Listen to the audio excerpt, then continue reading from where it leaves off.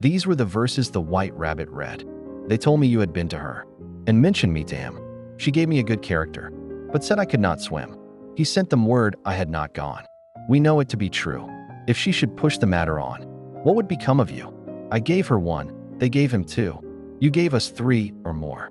They all returned from him to you, though they were mine before. If I or she should chance to be involved in this affair, he trusts to you to set them free, exactly as we were. My notion was that you had been, before she had this fit, an obstacle that came between him and ourselves and it. Don't let him know she liked them best, for this must ever be a secret kept from all the rest, between yourself and me.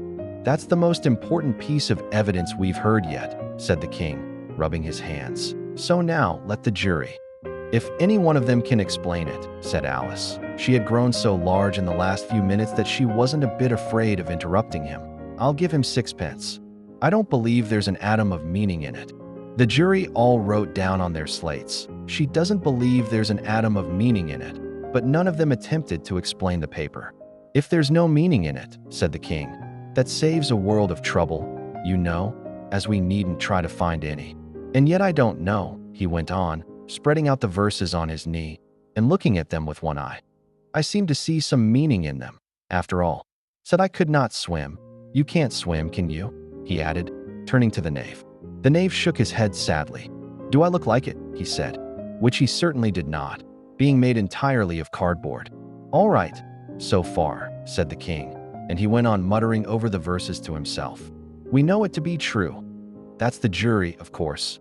I gave her 1, they gave him 2. Why? That must be what he did with the tarts, you know. But it goes on, they all returned from him to you, said Alice. Why, there they are, said the king triumphantly, pointing to the tarts on the table. Nothing can be clearer than that. Then again, before she had this fit.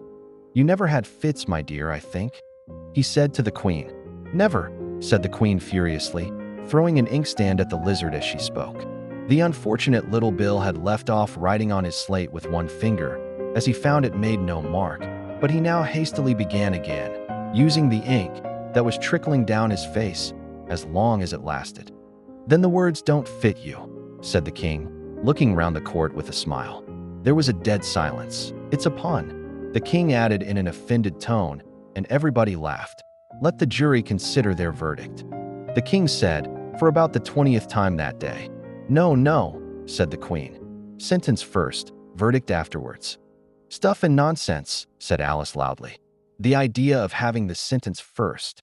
Hold your tongue, said the queen, turning purple. I won't, said Alice. Off with her head. The queen shouted at the top of her voice. Nobody moved. Who cares for you, said Alice. She had grown to her full size by this time. You're nothing but a pack of cards. At this, the whole pack rose up into the air and came flying down upon her.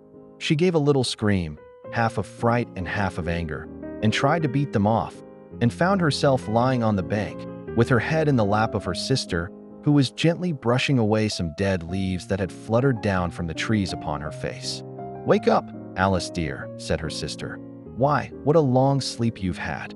Oh, I've had such a curious dream, said Alice, and she told her sister, as well as she could remember them, all these strange adventures of hers that you have just been reading about. And when she had finished, her sister kissed her and said, It was a curious dream, dear, certainly, but now run in to your tea. It's getting late. So Alice got up and ran off, thinking while she ran, as well she might, what a wonderful dream it had been.